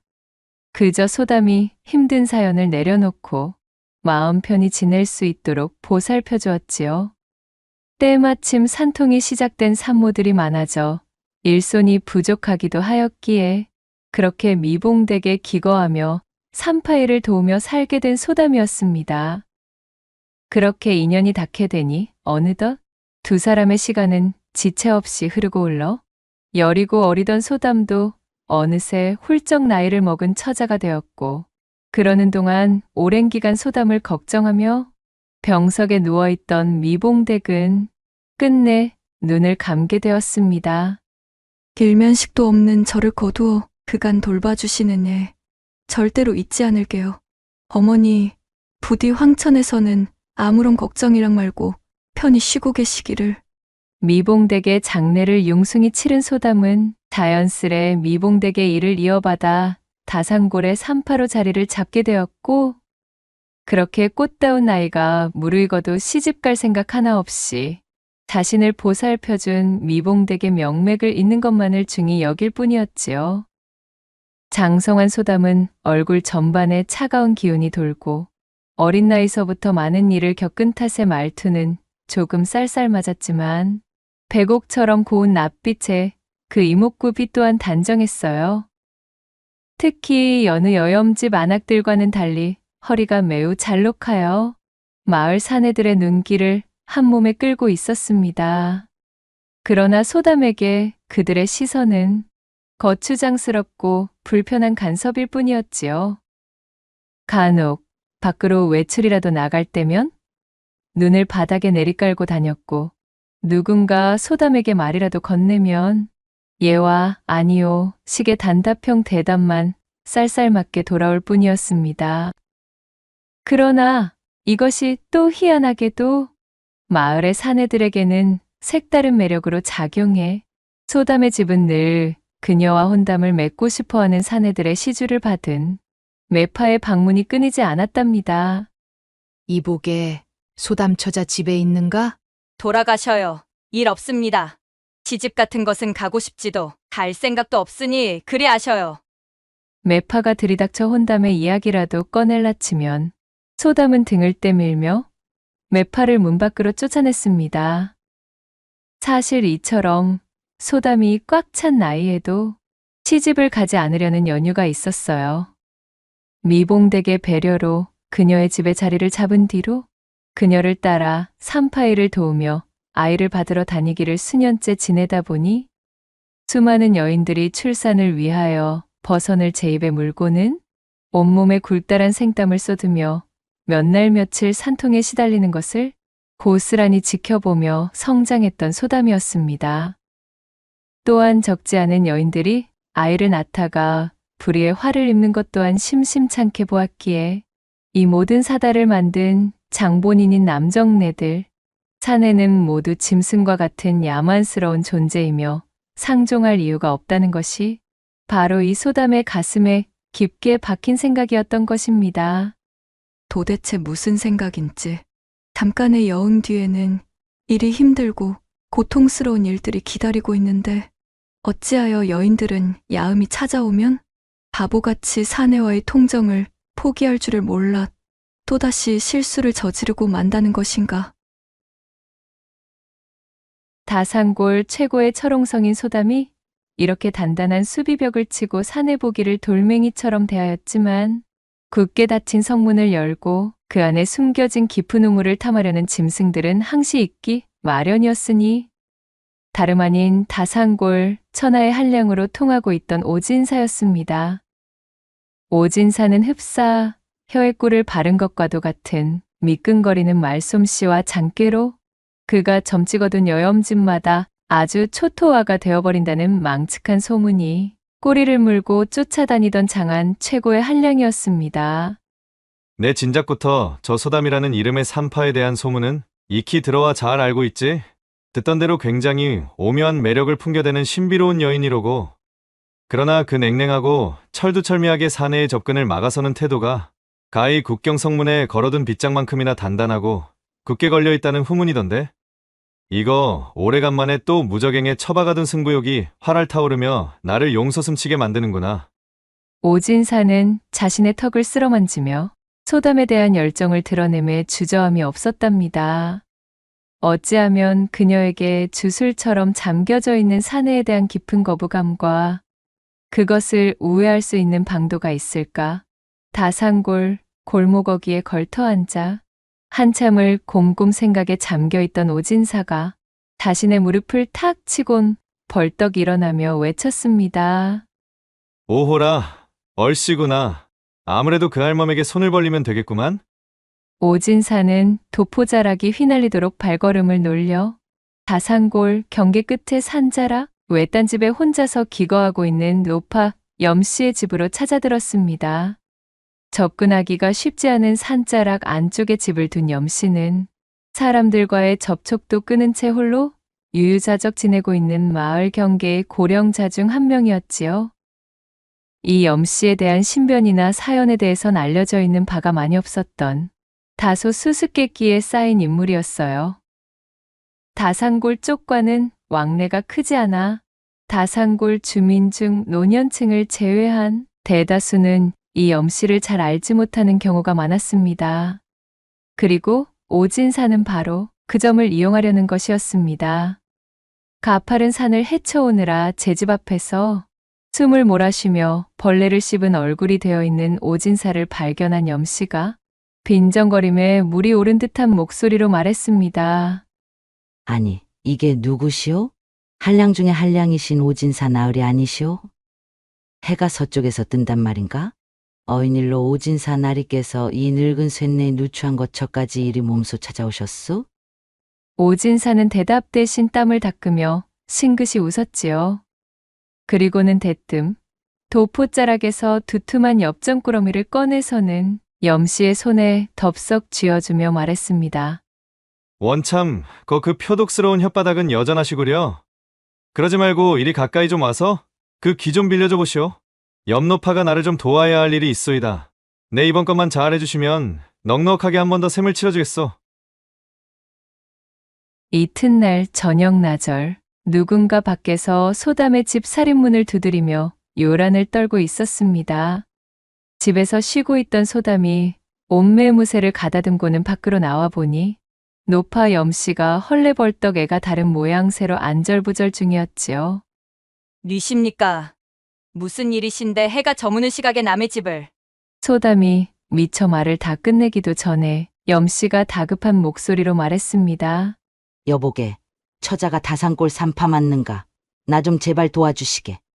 시집간지 얼마 되지 않은 딸애가 배가 차올라 보름 전쯤 우리 집에 요양하며 해산하러 왔는데 진통이 시작되었는지 지금 아주 난리가 났다네. 좀 서둘러 나서 주시게.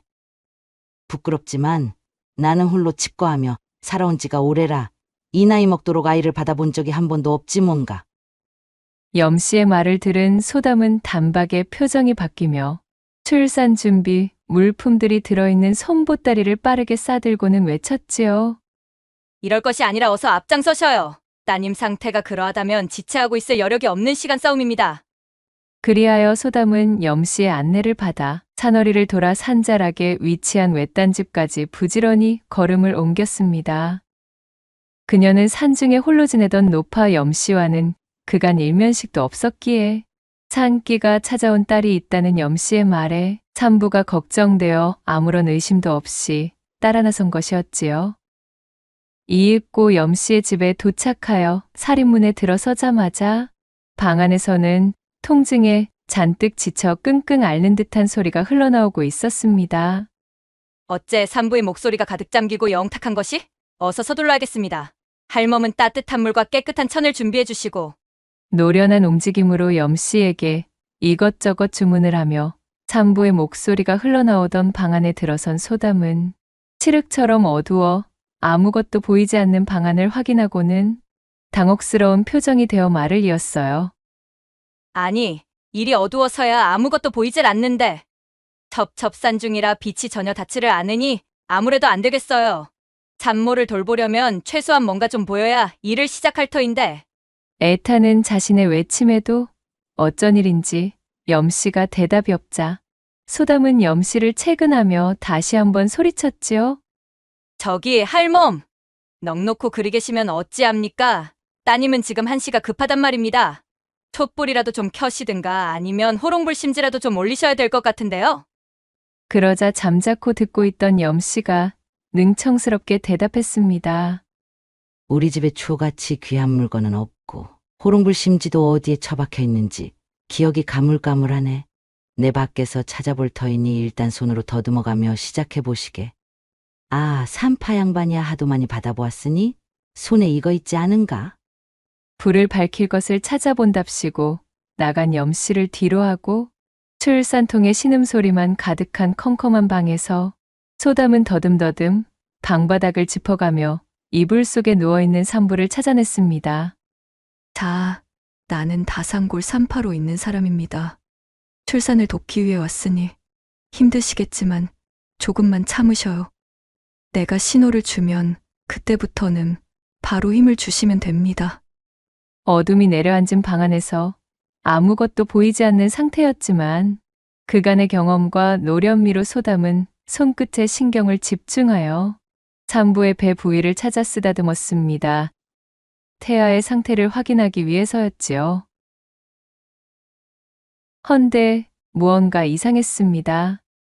산부의 배가 출산을 앞둔 사람치고는 그닥 부르지 않았던 것이지요. 이를 이상하게 생각한 소담은 고개를 갸웃거리며 산부의 호치마를 주섬주섬 걷어올렸습니다. 산부의 허벅지가 손끝에 느껴졌고 이윽고 무성하게 자라있는 숲풀 속에서 부드럽고도 생경하니 물컹한 감촉이 손에 들어왔습니다. 소담은 그야말로 깜짝 놀라고 말았습니다. 어머, 이게 뭐야? 아니, 벌써 아이가 나오고 있는 겁니까? 방안이 칠흑이니 아이의 어느 부위인지 확인할 길이 없네? 할멈, 불을 밝힐 것은 아직이요? 서둘러 주셔요. 소담이 다급하게 염씨를 부르며 허리를 굽혔으나 방 밖에서는 감감무소식이었지요. 아니, 어찌 저 따위 어미가 다 있나 그래? 제 여식의 출산인데 저리도 무심하다니? 그리 생각하고는 혀를 차며 이맛살을 찌푸린 소담은 어쩔 수 없이 손끝에 더욱 신경을 집중하여 그간 몸으로 다져온 감각들을 총동원해 아이를 받을 준비에 돌입했습니다. 헌데 아까부터 어쩐지 산부의 사타구니에 손을 넣어 촉진을 한 이후로 대체 내 기분이 어찌 이러지? 생전 처음 느껴보는 신묘한 기분이 되니 연유를 알 길이 없어. 참으로 요상하구나. 이날 이때까지 소담이 제 손으로 받아본 아기가 수도 없거늘 이번의 아기는 참으로 신통하고도 요상하기 짝이 없었습니다. 여전히 빛 한 줄기 들어오지 않는 시커먼 어둠 속의 방 안에서 감각에만 의지한 채 소담이 산부의 허벅지와 숲풀 사이를 헤집고는 한껏 용을 쓰며 손을 놀려 아이를 덥석 쥐어들자 마치 번개가 직격으로 내리치기라도 하듯 소담의 온몸을 짜릿하니 불꽃으로 휘감는 듯 훑는 것이었지요. 도대체 이게 무슨... 소담은 다리에 힘이 빠지고 등줄기로는 식은땀이 타고 흘렀습니다. 온몸은 불덩어리가 되어 잔뜩 상기되었어요. 정신을 가다듬고 다시 한번 아기를 만지던 소담은 한 번 더 놀라지 않을 수가 없었습니다. 자신의 손에 축축히 만져지는 이 부분이 도대체 아이의 어느 부위인지 짐작조차 가지 않는 것이었지요. 아기의 머리 부분이라기엔 턱없이 작고 아기의 손이라고 하기엔 또 손가락이 하나도 만져지질 않았습니다.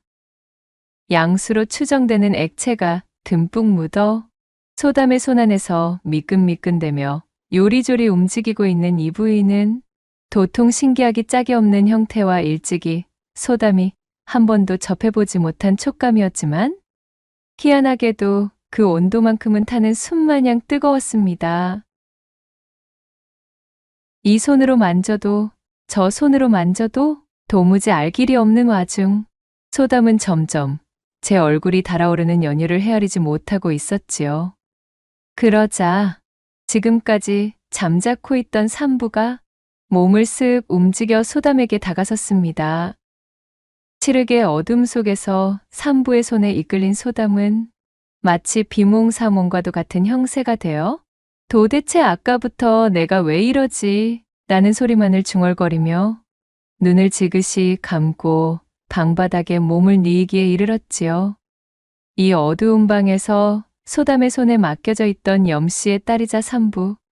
아니, 염씨를 매수하여 1년에 잘 짜여진 각본을 토대로 산부인 척 누워 있었던 산에 오진사의 계략이 먹혀 들어간 것이었습니다. 그간 한 번도 사내의 대들보를 경험해 본 적 없던 소담이 칠흑의 공간 속에서 그 신묘한 절구대를 처음 손으로 느껴본 감각은 그녀를 어지럽게 하기에 충분했지요.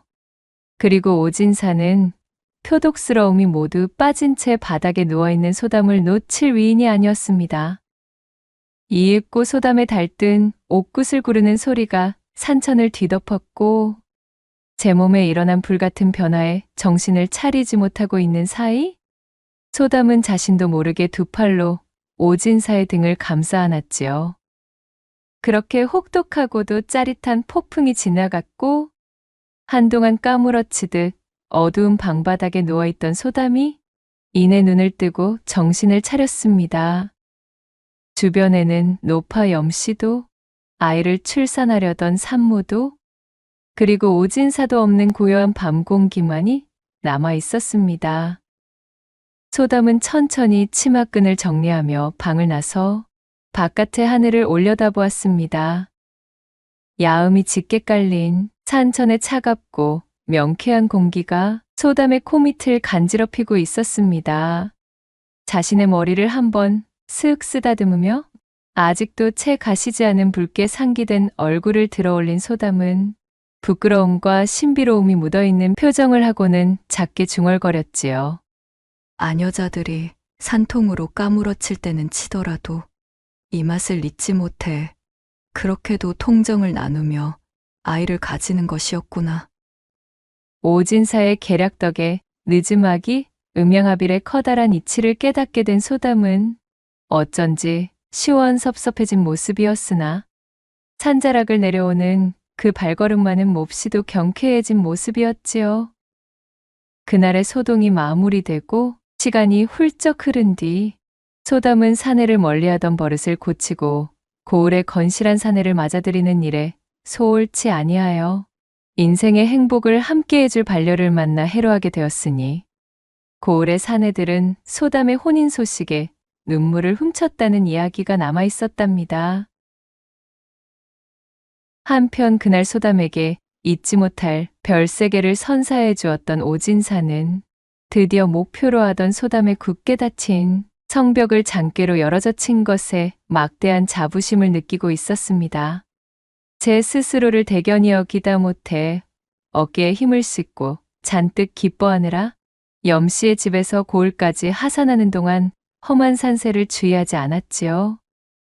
제 발걸음에서 방정맞음을 주체하지 못하였으니 어찌 변고가 생기지 않았을까요? 그만 천길 낭떠러지를 피할 길 없이 실족하여 불기에 객이 되고 말았으니 고을에서는 갑자기 자취를 감춰버린 한량 오진사에 대한 소문만이 무성하였으나 끝끝내 그를 다시 본 사람은 아무도 없었더라는 후문이 옵니다. 마지막 네 번째 이야기 시작합니다. 내 팔자 명부에는 과거 읍제가 쓰여 있지 않은 모양이로구먼. 이번 취재 문제는 그리도 수월했다 하던데 나는 어찌하여 이리 낙방에 쓴 잔을 마시고서는 또다시 고향 땅으로 돌아가야만 하는 신세인가. 한양으로부터 이어지는 마을 경계 고갯마루에서 이초 씨가 신세 한탄을 푸지게 하며 터벅터벅 걸음을 옮기고 있었습니다. 그는 또다시 과거에 낙방하여 크게 낙심한 상태였습니다. 입신양명을 하지 못해 기울어져가는 가세가 걱정된 나머지 자신의 처지를 한탄하며 한숨을 내쉬고 있었지요. 목구멍이 포도청이라 매번 낙방만 하는 과거 공부만 붙들고 살 순 없는 노릇이었습니다. 이대로는 아니 되겠다. 나를 믿고 별 볼 일도 없는 집안으로 시집 온 내 색시를 위해서라도 글 공부는 잠시 치우고 먹고 살 국립부터 해야 되겠구나. 그는 자신의 새색시를 볼 면목이 없어 내키지 않는 걸음을 애써 옮기며 마음을 다잡고 길을 재촉했어요. 고향 땅을 밟은 이초 씨는 30리 밖에서 제일 부자인 천석군 부자 조참봉 댁에서 가내 살림을 돌봐줄 집사를 새로 구한다는 소식을 전해 들었습니다. 그 길로 불이 나게 달려가 자신의 사정을 이야기하고는 부디 자신을 집사로 채용해달라 읍소하였지요. 이초 씨의 사정을 들은 조참봉은 선뜻 그를 받아들여 그가 집사로 일할 수 있도록 하였습니다. 일자리를 구하게 된 이초 씨는 한숨 덜었다는 마음에 안도하였으나 문제는 집에 홀로 남아있을 새색시였습니다. 집사람은 무릇 세경을 주는 집에 숙식으로 기거하여 모든 살림 전반을 돌봐야 하는 자리였기 때문에 30리 밖이나 떨어진 자신의 집에서 왕래할 수는 없는 노릇이었습니다. 다 쓰러져가는 자신의 초가 삼간에 혼이 난 지 얼마 되지도 않은 새 신부 혼자 덩그러니 남겨두는 것은 너무도 마음이 편치 않았지요. 자신을 믿고 혈혈단신으로 시집온 마음씨 곱고 아리따운 새색시에게 변고라도 생기면 절대 안 될 일이었으니까요. 그 때문에 이런저런 고민을 거듭하던 이초 씨는 평소 친하게 지내던 윗집 이모님을 불러서는 얼마간의 양식과 품삯을 줄 터이니 자신의 새색시와 함께 지내달라 부탁했습니다. 조촐하게 짐보따리를 꾸리고 조참봉 댁으로 떠나는 날 아침, 이초 씨를 배웅 나온 새색시는 닭똥 같은 눈물을 주룩주룩 흘리며 제 옷구름으로 연신 눈물을 찍어내면서 흐느끼듯 말했습니다. 서방님, 소첩이랑 걱정 마시고 부디 몸성이 지내셔요. 소첩은 이 집에서 서방님이 돌아오시는 날만을 기다리며 잘 지내고 있겠습니다. 부인, 내 참으로 부인을 볼 면목이 서질 않는구려. 다 내가 못나고 부족하여 이리 생이별을 하게 되었으나 기왕지사 마음을 굳혀먹은 김에 내 조참봉 댁에서 열심히 일하여 벌어온 세경으로 가세를 일으켜 부인을 호강시켜 주겠소이다. 잠시만 꾹 참고 기다려 주시오 부인. 이초 씨는 곱디고 온 자신의 새색시를 놓고 가려니 떨어지지 않는 발걸음을 억지로 옮겨 조참봉 댁으로 향했습니다. 내 평생 해온 일이라고는 책을 붙들고 과거 공부나 하던 것이 다인데 과연 내가 집사일을 제대로 해낼 수 있을 것인가. 생전 처음 해보는 남의 집 세경살이에 걱정이 이만저만이 아니었던 이초 씨가 막상 조참봉 집에 들어가 업무를 배우고 보니 크게 고된 일이 아니었습니다. 조참봉이 필요에 보내야 되는 서찰을 이초 씨가 기가 막힌 필체로 대필해 주거나 곡간의 장부를 만들어 곡식의 재고를 기록하고 소작농들을 관리하며 그들에게 내어줄 세경을 정리하는 일, 그 정도가 하는 일의 전부였지요. 힘을 써야 되는 일은 조참봉 댁 머슴들을 시켜부리면 되었고 조참봉의 인품이 빠지는 데가 없었기에 이초 씨를 대접하는 일에도 전혀 소홀하지 않았습니다. 세경 또한 제법 넉넉하게 챙겨주었기 때문에 이초 씨는 왜 진작 집사일을 알아보지 않았을까 싶은 마음이 들기까지 했습니다. 게다가 조참봉의 배려로 한 달에 사흘 정도는 자신의 집으로 들러 새색시를 보러 갈 수도 있었지요. 어느덧 얼말이 되어 휴가 전날이 되자 조참봉댁 행랑채에서 잠을 이루지 못하던 이초 씨가 아내의 얼굴을 볼 생각에 설레이다.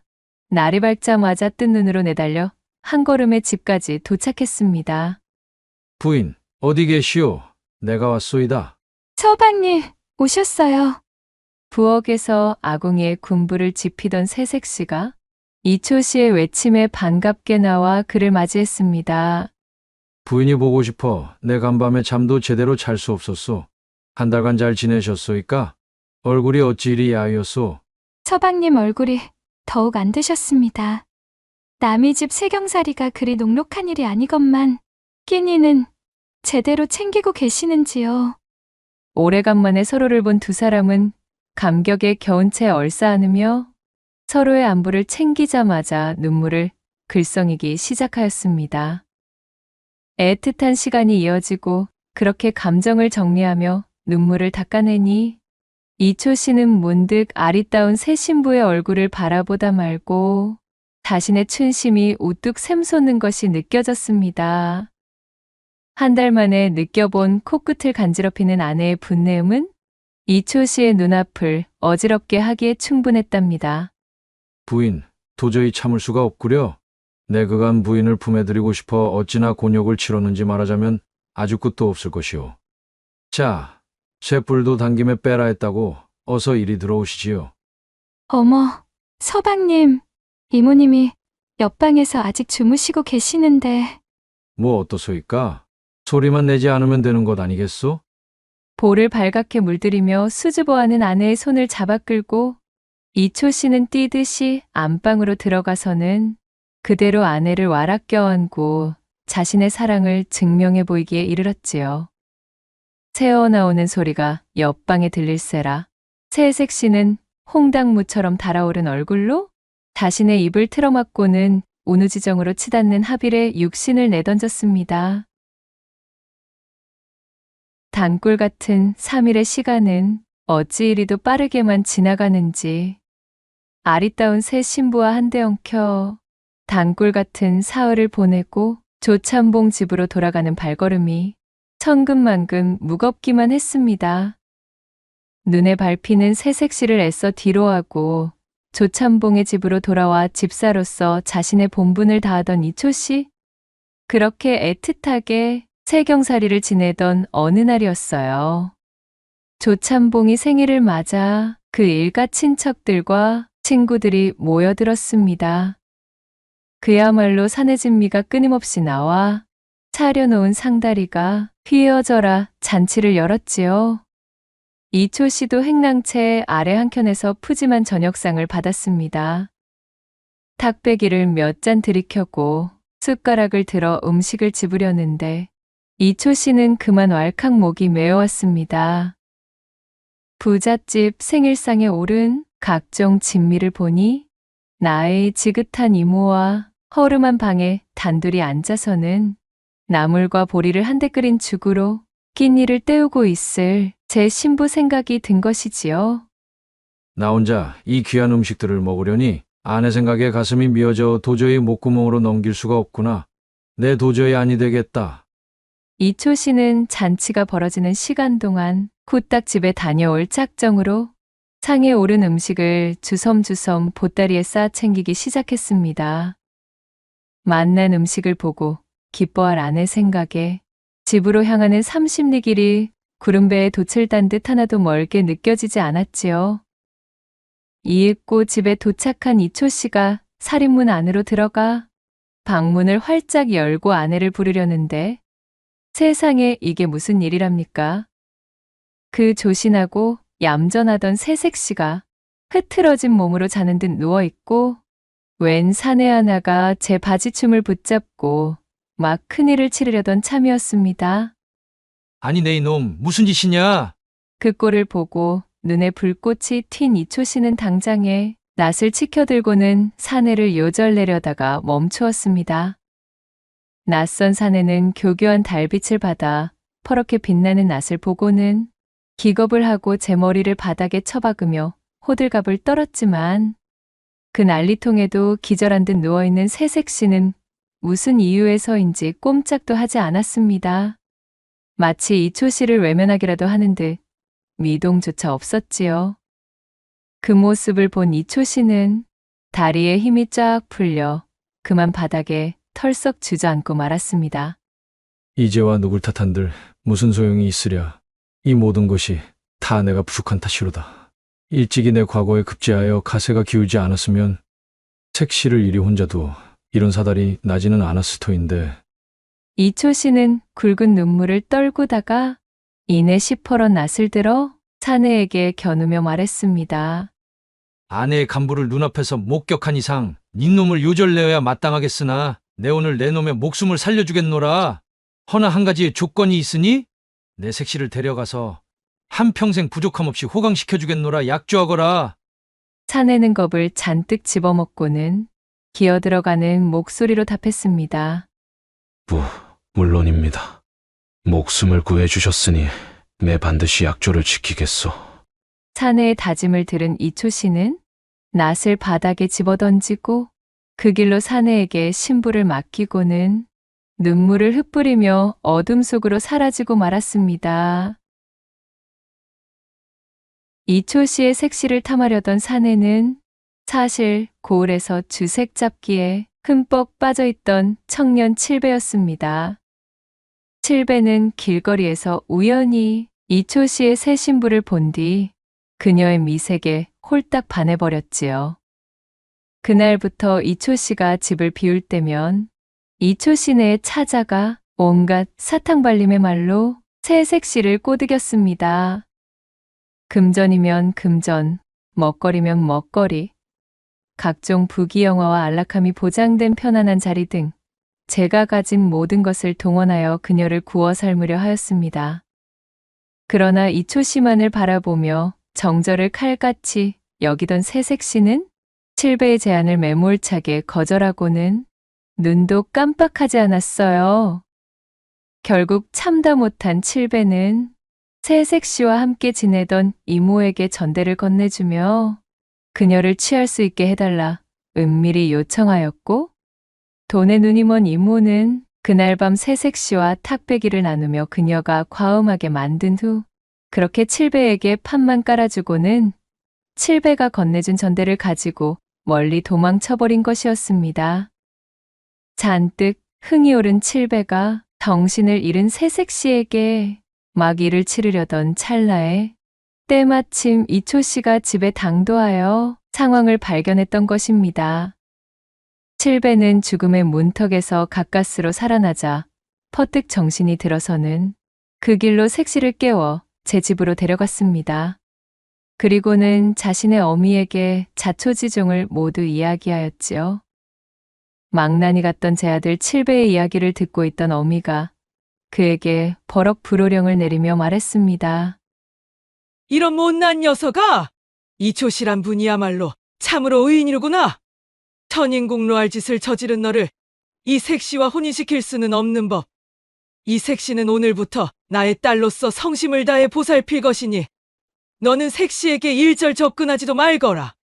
잔뜩 풀이 죽어버린 제 아들을 한심하게 바라보며 그의 어미는 색시를 따뜻히 맞아 집 안으로 들였습니다. 그로부터 사계절이 돌아가며 바뀌기를 10번, 10년이라는 긴 세월이 흘러갔습니다. 업무를 보다 잠시 하늘을 올려다보며 한숨을 내뱉던 나주고을의 현감은 중년의 나이에 접어들어 세월이 앉은 얼굴로 그리움이 잔뜩 배어있는 표정을 하고 있었습니다.